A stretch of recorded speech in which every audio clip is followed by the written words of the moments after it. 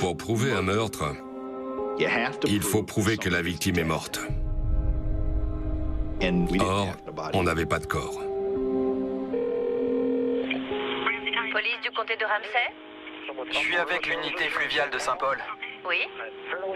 Je crois qu'il y a un cadavre, juste là, sous mon ponton. Dans l'eau? Ouais, ça fait longtemps qu'il est là, je pense. Sous le ponton? Ouais, On vous envoie quelqu'un. merci. Merci.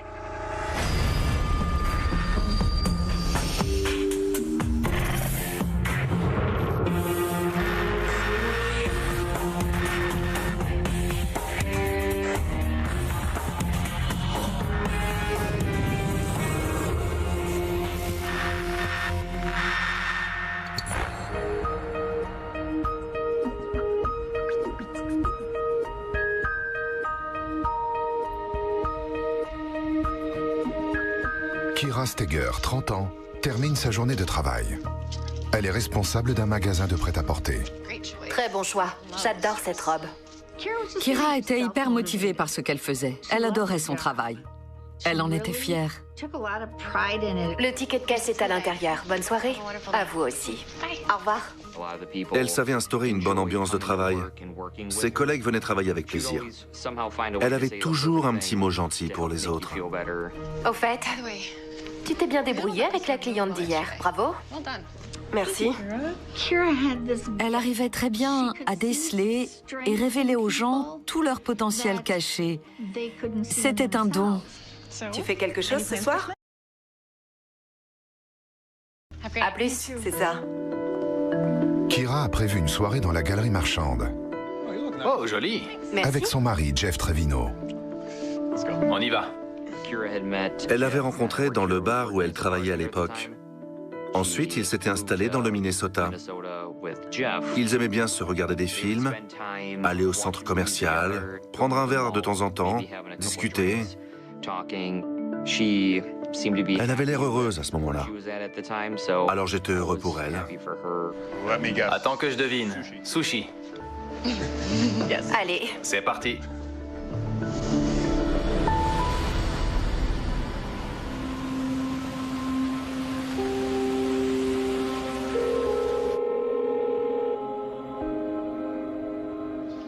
Salut Kira, c'est Jasmine.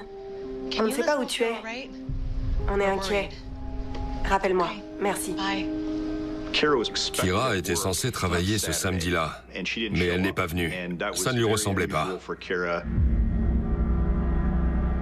D'après sa collègue, elle n'était jamais en retard et jamais absente.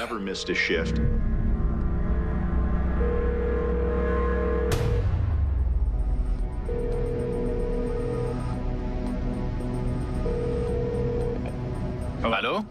Bonjour, c'est Jasmine. Je travaille avec Kira.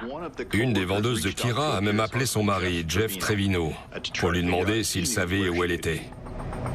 Elle n'est pas rentrée depuis hier matin. Jeff ne savait pas où elle était.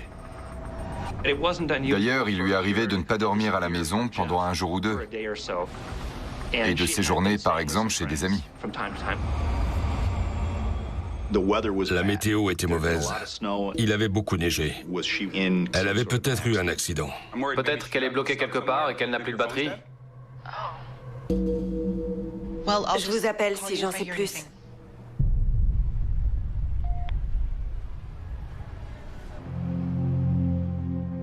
Jeff signale la disparition de Kira et contacte sa famille. Allô? Le téléphone a sonné. C'était Jeff. Il m'a dit, « Vous êtes assise ?» J'ai répondu, « Oui, pourquoi ?» Et il a ajouté, « C'est Kira. Elle a disparu. » Quoi? Là, il m'a dit, « Elle n'est pas rentrée. J'ai signalé sa disparition à la police. » Elle ne répond ni à mes appels ni à mes messages. J'étais plus qu'inquiète. On n'est jamais préparé à ça. Jamais. Les enquêteurs s'entretiennent avec Jeff au domicile que le couple partage avec son colocataire, Matt Roth. J'attendais votre venue. Qu'est-ce qui se passe? Jeudi soir, on a décidé de se faire une petite sortie. On est allé au restaurant. On a bien discuté, c'était sympa. Ensuite, on est monté faire un bowling. On a fait 5 parties. Après, on est sorti. On est allé récupérer la voiture au parking et on est rentré directement. Elle voulait qu'on regarde un film. Jeff raconte que Kira est partie le vendredi matin à 8h30 faire quelques courses au centre commercial. Je lui ai dit, fais attention. Envoie-moi un message quand t'arrives, pour me rassurer. Elle l'a fait? Non, justement.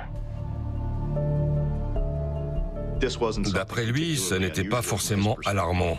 Il arrivait souvent à sa femme de disparaître sans qu'il sache où elle était. Elle en a passé des vendredis soirs dehors, sans prévenir qu'elle ne rentrait pas. Dans ces cas-là, je n'ai de nouvelles que le samedi matin, quand elle me dit qu'elle va directement au travail. Je lui ai toujours fait confiance, mais depuis 2 mois, elle va et elle vient. Ça m'inquiète un peu. Jeff nous a confié que son couple traversait quelques difficultés depuis plusieurs mois. Vous pensez qu'elle dort où? Aucune idée.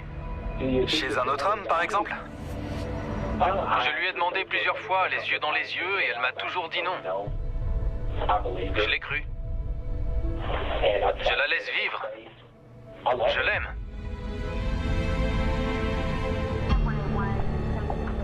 Une alerte est alors diffusée à toutes les unités pour retrouver Kira et sa voiture. Puis les enquêteurs se rendent au Mall of America.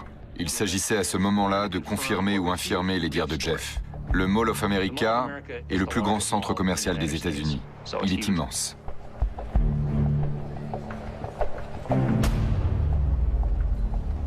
Il y a des caméras à côté de la boutique d'Elia? C'était une étape assez fastidieuse. Il y a énormément de caméras dans cette galerie, énormément d'images à regarder. Regardons vers 18h, pendant la fermeture.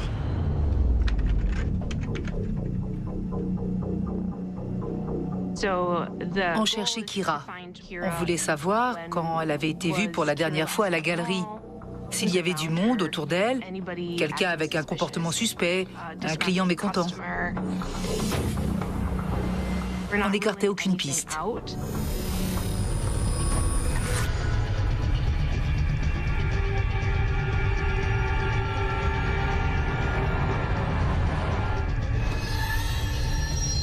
Là.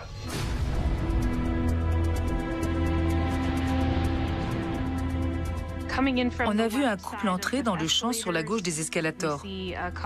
L'homme tenait un sac de course jaune qu'il balançait assez ostensiblement. C'est Kira et Jeff. Ils se dirigeaient vers la sortie. On peut les suivre?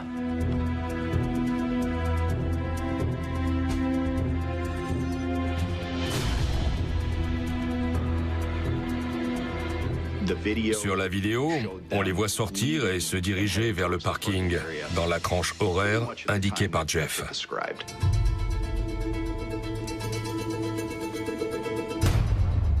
Revenez en arrière.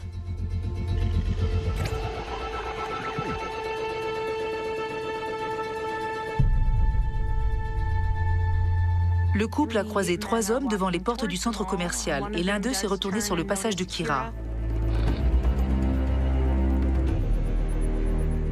On cherchait tous ceux qui avaient pu lui porter une attention particulière. Restez sur Kira et Jeff. On peut basculer sur le parking? Les voilà. Oui. Repassez ça.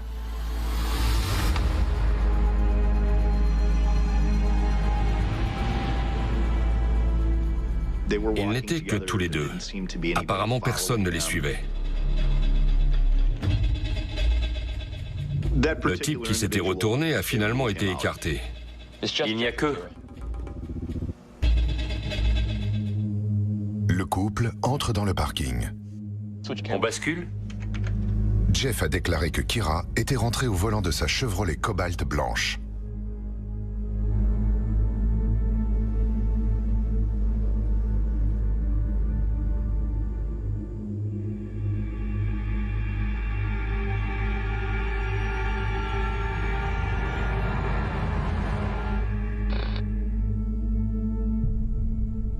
On ne voyait ni le conducteur, ni la plaque d'immatriculation de la voiture. Mais d'après l'heure et l'orientation de la caméra, il s'agissait fort probablement de celle de Kira.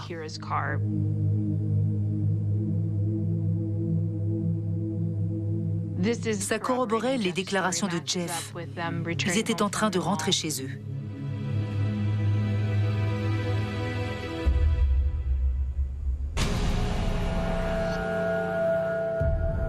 Toujours selon Jeff, Kira et lui seraient rentrés de leur soirée pour regarder un film.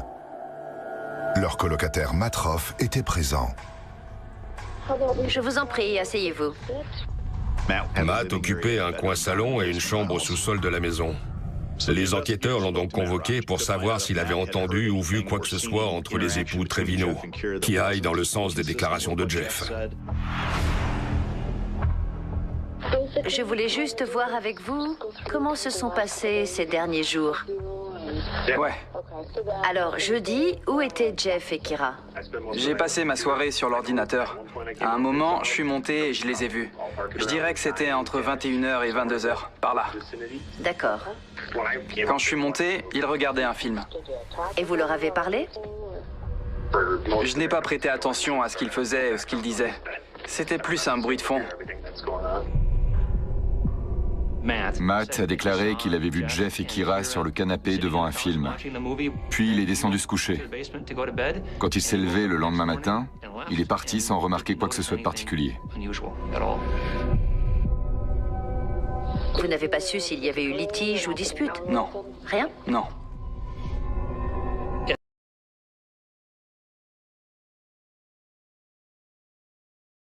A malencontreusement été blessé.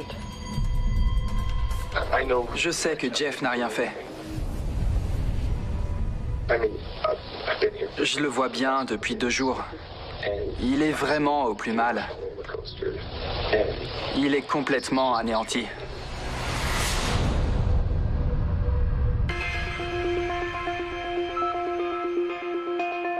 Les enquêteurs interrogent ensuite les collègues de Kira pour savoir si elles avaient remarqué des faits inhabituels. Ils ont ainsi appris que Kira avait eu des soucis avec sa voiture, plutôt préoccupants. Elle a retrouvé un de ses pneus lacérés sur le parking. Ça l'a vraiment angoissée. Et puis quelques jours plus tard, ses flexibles de frein avaient été coupés. On sait qui a fait ça? Pourquoi faire ça? Il y avait peut-être un lien entre le sabotage de sa voiture et la disparition de Kira. Les enquêteurs creusent cette piste, mais ne trouvent aucune information complémentaire sur l'identité du saboteur. Personne n'avait de nouvelles de Kira. Elle avait disparu et sa voiture aussi. Il n'y avait visiblement aucun mouvement sur sa carte bancaire. On ne savait pas où chercher.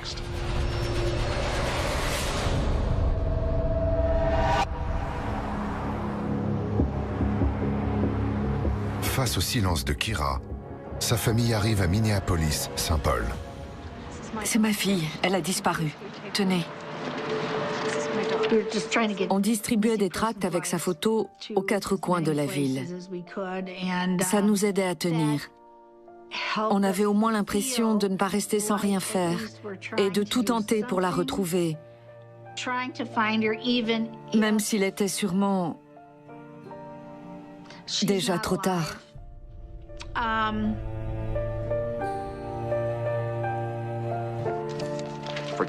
Kira était extrêmement sociable. C'était impossible pour elle de rester aussi longtemps sans parler à personne. On avait du mal à comprendre et à accepter qu'aucun de nous n'ait de ses nouvelles.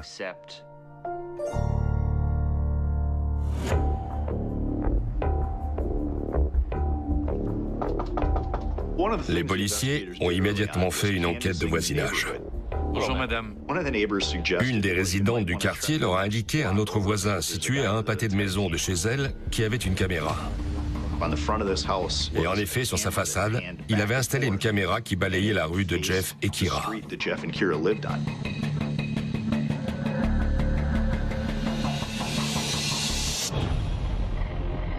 Les enquêteurs saisissent et téléchargent les images.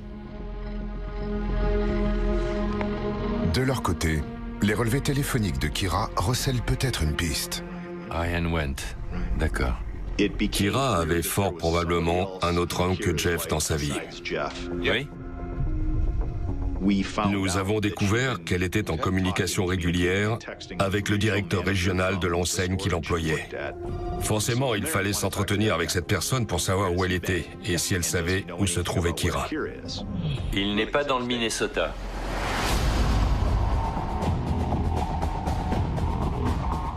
Apparemment, il était dans sa voiture en pleine tempête de neige, en route pour le Colorado. C'était un témoin important. Il entretenait visiblement une liaison avec Kira, et il se trouve qu'il avait quitté l'État au moment de sa disparition.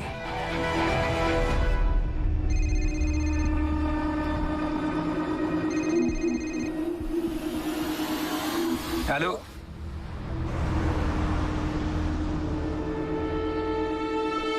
Ryan Wendt accepte d'être interrogé. Quand avez-vous rencontré Kira? Vers novembre, je dirais. Je cherchais une responsable de magasin.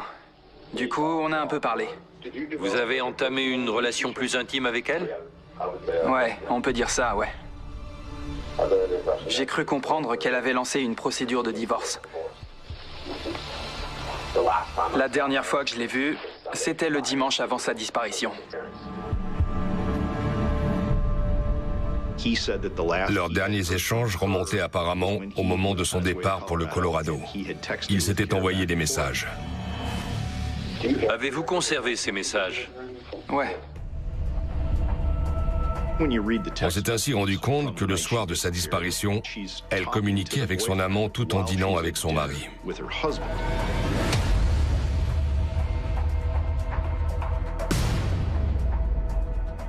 Il apparaît clairement que Kira se désengageait de sa relation avec son époux.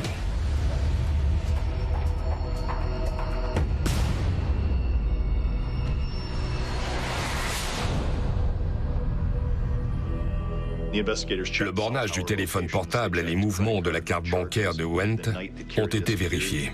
Le soir de la disparition, il était dans le Colorado. Il n'était donc plus suspect.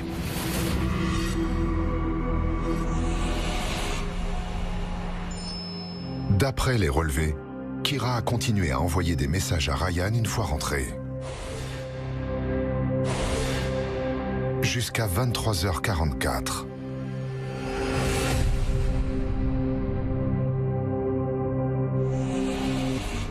Tiens, les images du voisin. Merci. Les enquêteurs analysent les vidéos du voisin enregistrées cette nuit-là. On voulait savoir à quelle heure elle était partie, parce que c'était sans doute la dernière fois qu'on la voyait vivante.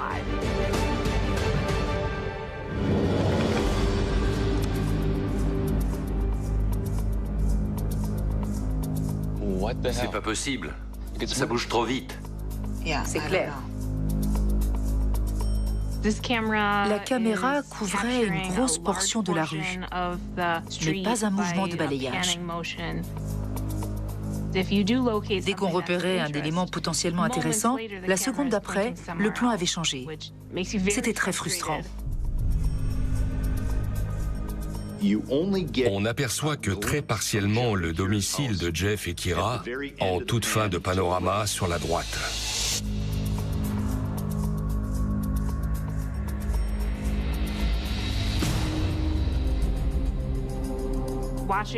C'était évidemment très long à regarder parce qu'il fallait passer les images plan par plan, au cas où il y aurait une information importante.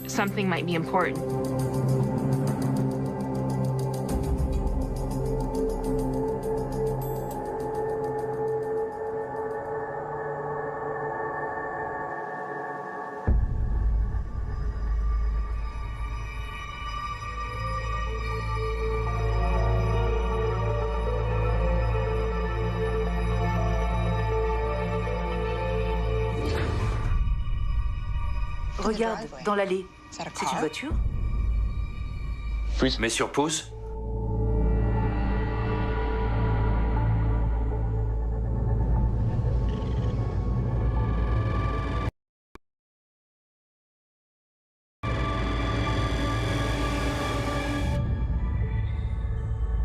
Peu après 2 heures du matin, on distingue un véhicule ainsi qu'un halo de lumière qui se réfléchit dans la neige.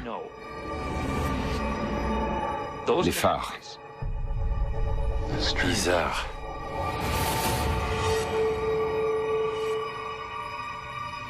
Pourquoi il fait marche arrière? La voiture ressemble à celle de Kira.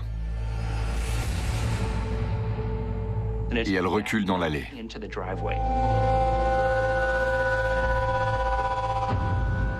On ne savait pas exactement ce qui se passait là, mais il y avait matière à approfondir.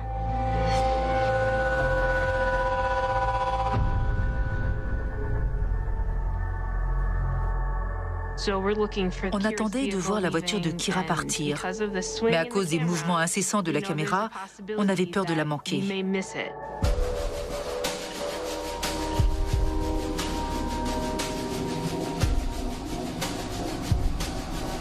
Les enquêteurs enchaînent alors sur les images du lendemain matin.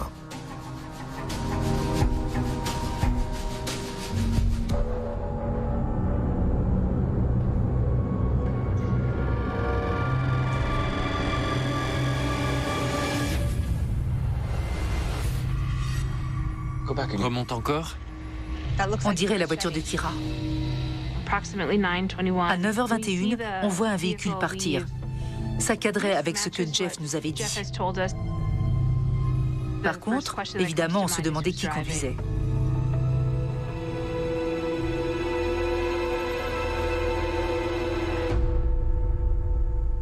Impossible à dire.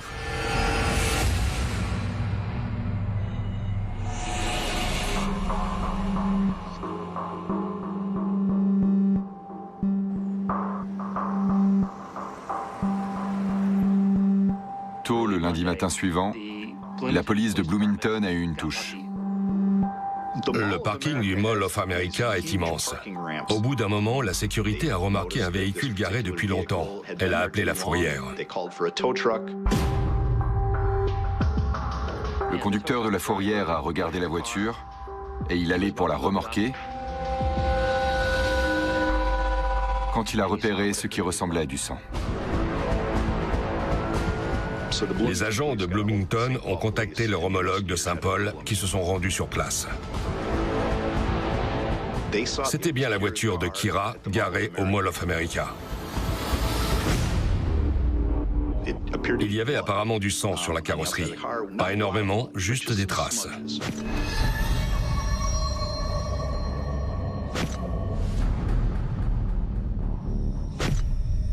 Derrière la voiture, il y avait une sorte de dénivelé herbeux. Dans l'herbe, on a retrouvé un morceau de tissu. C'était un tapis de coffre. C'est quoi? En le retournant, il y avait un liquide rougeâtre dessus. Les tests ADN ont confirmé qu'il s'agissait du sang de Kira. On s'orientait désormais clairement vers un homicide.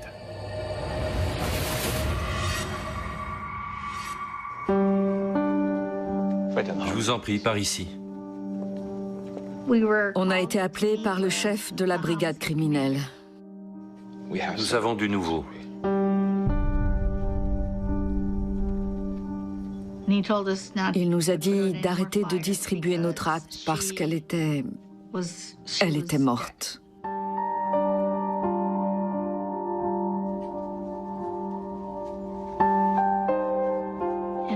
Je me suis effondrée. Et là, 1000 choses m'ont traversé l'esprit. Ça s'est passé. Est-ce qu'elle a souffert? On n'avait même pas de corps. C'était terrible. On voulait pouvoir organiser une cérémonie et la récupérer de quelque manière que ce soit pour lui dire au revoir.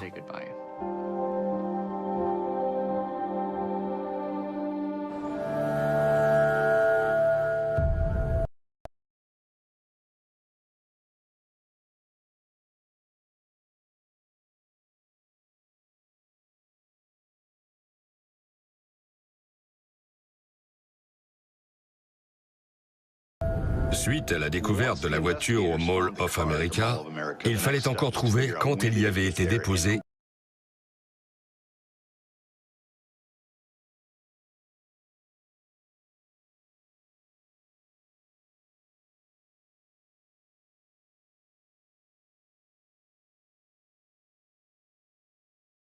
et par qui.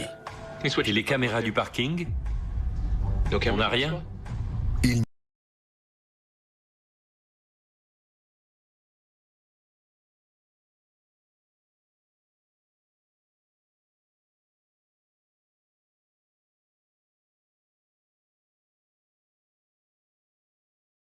Il n'y a aucune image du parking où a été retrouvée la voiture de Kyra. Les enquêteurs s'intéressent alors aux caméras extérieures du centre commercial. Vendredi matin. Ils savent que le véhicule de la jeune femme a quitté son domicile aux alentours de 9h15.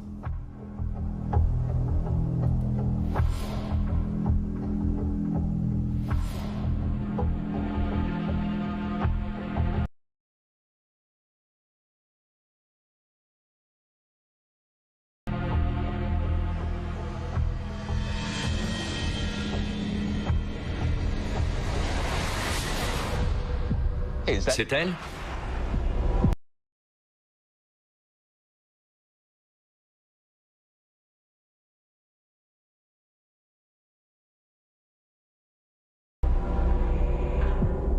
Vers 9h45, on aperçoit une voiture correspondant à celle de Kyra tourner au carrefour et se diriger vers le parking.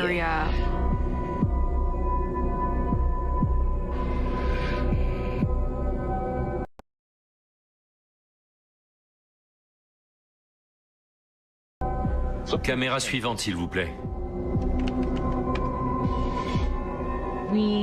On passait d'une caméra à l'autre pour suivre le parcours de la voiture d'image en image.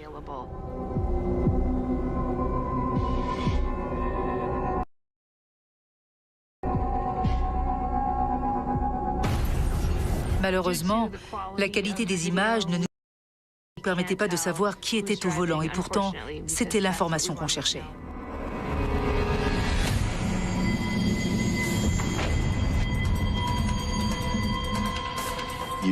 On voit la voiture faire le tour du centre commercial pour accéder au parking, mais on ne la voit pas emprunter la voie d'accès. On fait défiler.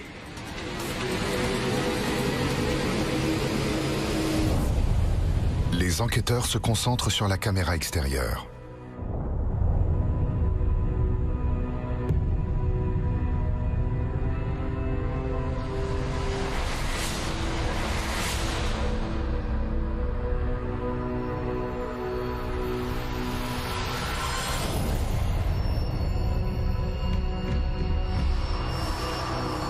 Attendez, revenez en arrière. Allez-y. Peu de temps après que la voiture s'est garée, on voit une silhouette qui vient justement de cette direction longer le centre commercial. Mais on ne la distingue que très vaguement.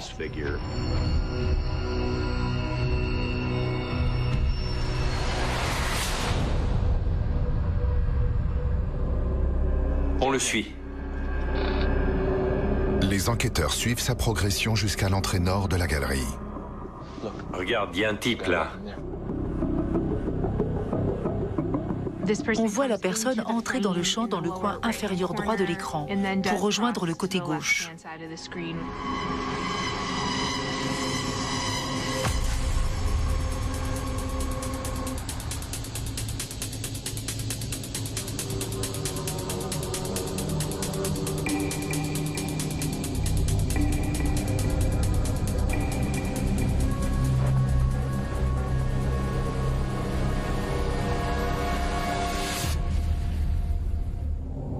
On a du mal à discerner ce qui se passe à première vue. C'est lui là.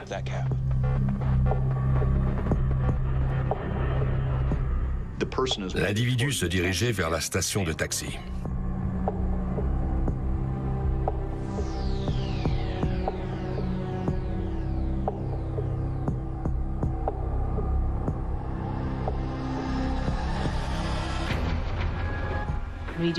On voit la personne parler à un chauffeur de taxi.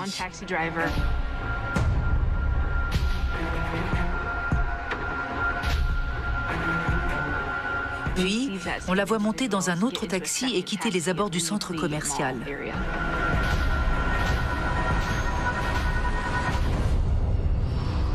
Il faut retrouver ce taxi. Toute information qu'on allait obtenir du chauffeur de taxi pouvait être d'une importance capitale.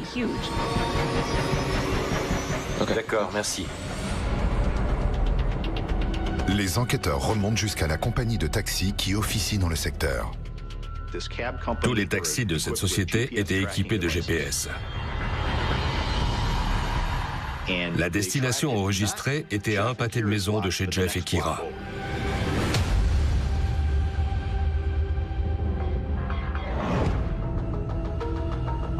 Les policiers reprennent alors les images de la caméra mobile du voisin de Jeff et Kira en quête du taxi.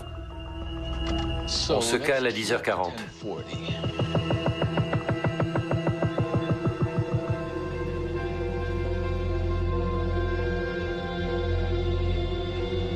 On était en apnée en regardant les images osciller.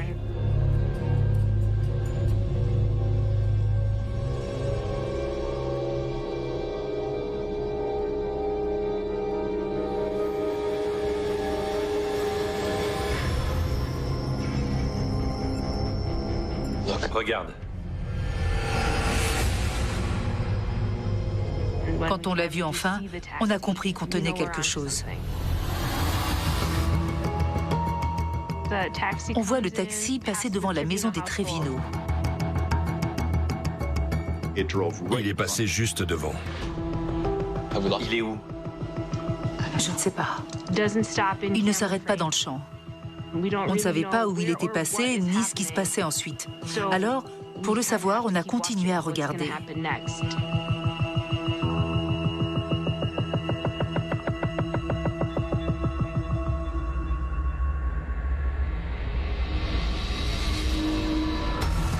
Pause. Le voilà.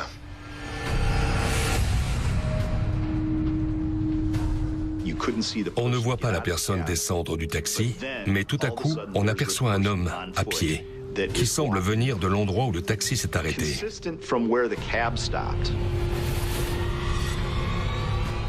À un pâté de maison du domicile des Trevino.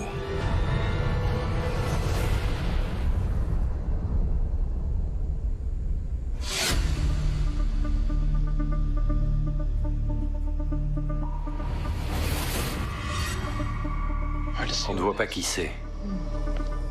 Il fallait savoir où allait cette personne, qui elle était, tout ça à partir de cette simple vidéo. C'est impossible. On peut mettre les arrêts sur image bout à bout? Oui, essayons. On approchait de la vérité. On savait qu'il se passait quelque chose. Il fallait récupérer les informations et les assembler comme un puzzle. Les analystes compilent les arrêts sur image de la caméra mobile. Ils parviennent ainsi à reconstituer le cheminement de l'homme filmé.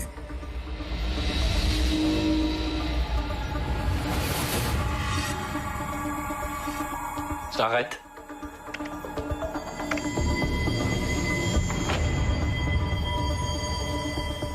On ne voit pas son visage. On ne voit pas grand-chose. En revanche, on sait que la personne porte un sweat gris à capuche.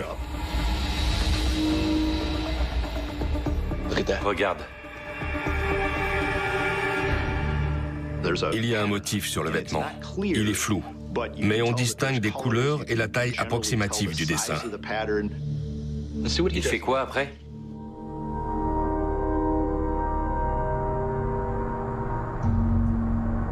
On voit que la personne se dirige vers la maison de Jeff et Kira.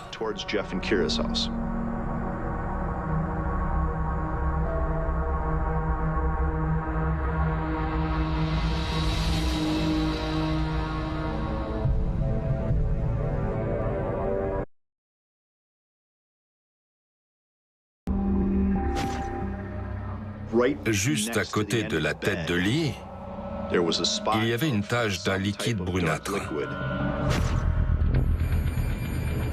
Ça ressemblait à du sang. Il y avait aussi une multitude de taches de sang sur le matelas. Ils ont donc aspergé la pièce de luminol avant de passer la lampe à ultraviolet. Et la moquette s'est illuminée. Elle était couverte de taches invisibles à l'œil nu. Elle partait de la chambre à coucher et allait dans toute la maison. La shampooineuse avait d'ailleurs servi à nettoyer. C'était le sang de Kira.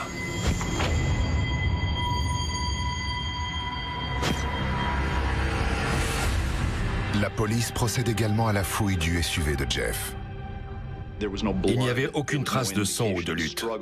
En revanche, il y avait un ticket de caisse. Le dit ticket porte trace d'une transaction à une station-service voisine. 1h40 avant que la voiture de Kira a été déposée au centre commercial. Pourquoi s'est-il rendu à la station-service si tôt le matin et surtout, pourquoi n'a-t-il rien dit aux enquêteurs?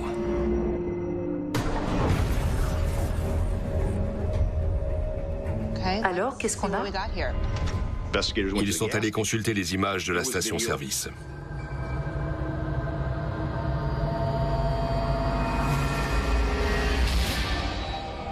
Le voilà. On y voit Jeff mettre de l'essence dans sa voiture à lui. Puis, il va retirer de l'argent au distributeur. Pourquoi il retire de l'argent? Ensuite, il ressort. Et là, les images sont bonnes. On voit bien son visage ainsi que la tenue qu'il porte. Zoomé.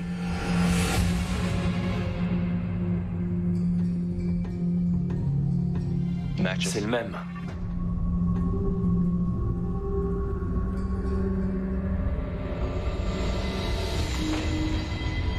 Il semble qu'il s'agisse du même sweatshirt que sur la vidéo du voisin où l'on voit une personne sortir d'un taxi après avoir garé la voiture de Kira au Mall of America. Jeff faisait de plus en plus figure de suspect pour le meurtre de Kira.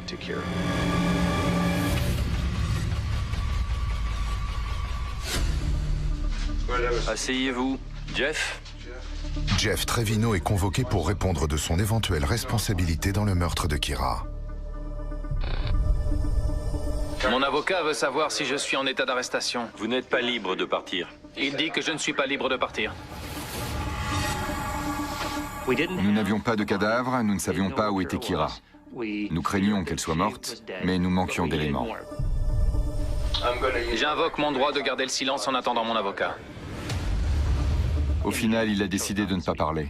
C'était embêtant et très frustrant.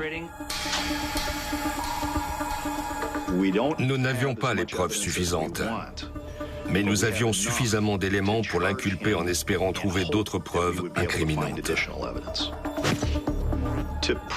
Pour prouver un meurtre, il faut prouver que la victime est morte. Or, on n'avait pas le corps de Kira. Et ça posait problème.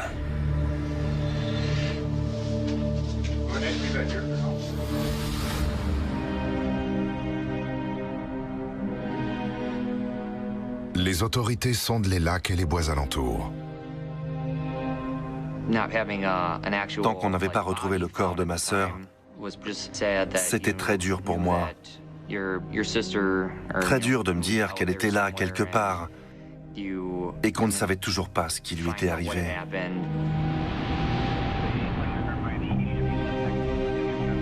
Aux forces de l'ordre se joignent des chercheurs bénévoles, parmi lesquels la famille de Kira, et notamment son grand-père.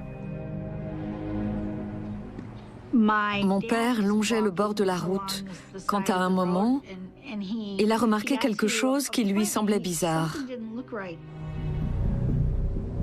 Il y avait quelque chose accroché à un arbre. Il l'a dégagé un peu et c'était un sac plastique.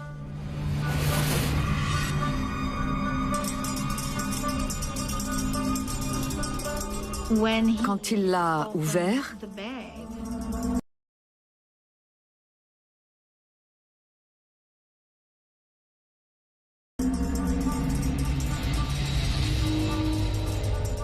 Il a vu énormément de sang.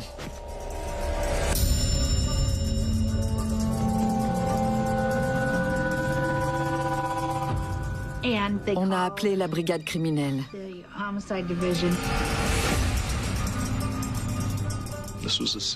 Le sang avait imbibé et traversé la tête d'oreiller.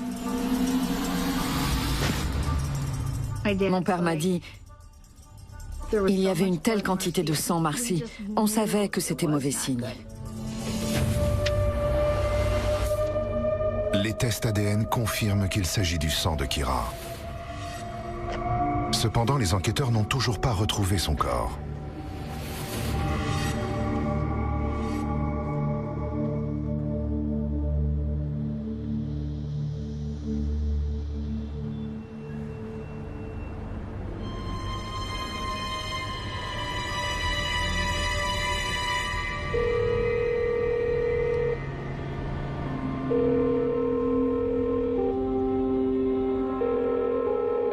Police du comté de Ramsey? Je suis avec l'unité fluviale de Saint-Paul. Oui? Je crois qu'il y a un cadavre, juste là. Sous mon ponton. Le corps est identifié grâce à son fichier dentaire. Il s'agit de Kyra Steger. Elle avait été jetée à l'eau sans vêtements. Elle portait une blessure au niveau du front. Et on a constaté que l'index de sa main droite était cassé. Une fracture récente qui n'avait pas eu le temps de cicatriser, survenue peu avant sa mort.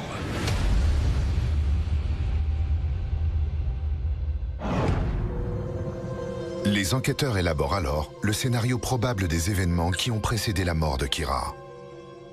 J'imagine que pendant sa soirée en tête-à-tête avec son mari, Kyra a abondamment communiqué avec son amant. Elle a continué après leur retour à leur domicile. Il est difficilement imaginable que Jeff n'ait rien remarqué. Pourtant, lui pensait que cette soirée allait les rapprocher. Sa colère est montée au fil de la soirée. Coucou. Tu parles à qui, là? Montre-moi. Que je sache, au moins. Ça te regarde pas. Donne. T'as pas besoin de voir. Rends-le-moi. Tu es ma femme. Il lui a sans doute saisi et tordu le poignet pour lui prendre le téléphone. Il lui a cassé le doigt. Il l'a frappé avec un objet, ce qui expliquerait la blessure à la tête. Ensuite, il a dû prendre l'oreiller et l'étouffer avec. C'est comme ça qu'elle serait morte.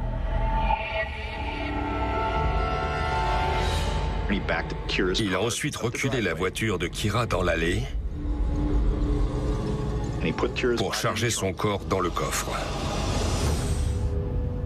Il est allé en bord de Mississippi et il l'a abandonné là. Le lendemain matin, il a retiré du liquide, sachant qu'il devrait prendre un taxi.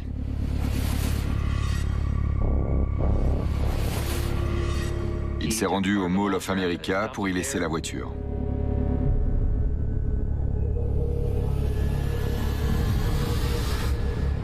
Puis il est allé à la station de taxi et s'est fait déposer non loin de chez lui.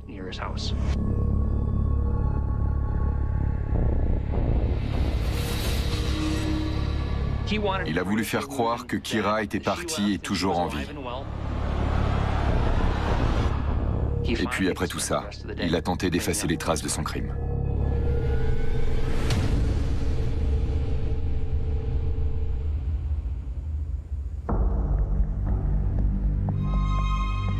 Le 25 novembre 2013, Jeff Trevino est condamné pour le meurtre sans préméditation de Kyra Steger à une peine de 27 ans et demi de prison. Les diverses caméras de vidéosurveillance dont on disposait ont joué un rôle essentiel. Nous n'en serions sans doute pas là sans la caméra du voisin.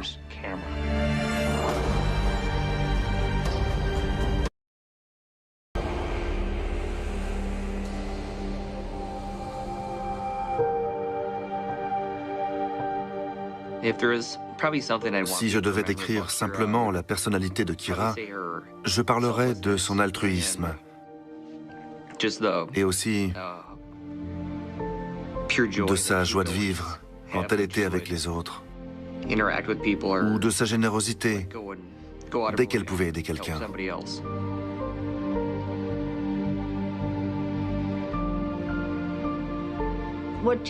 Jeff m'a pris ma Kira, ma fille, qui me disait que j'étais la meilleure maman du monde.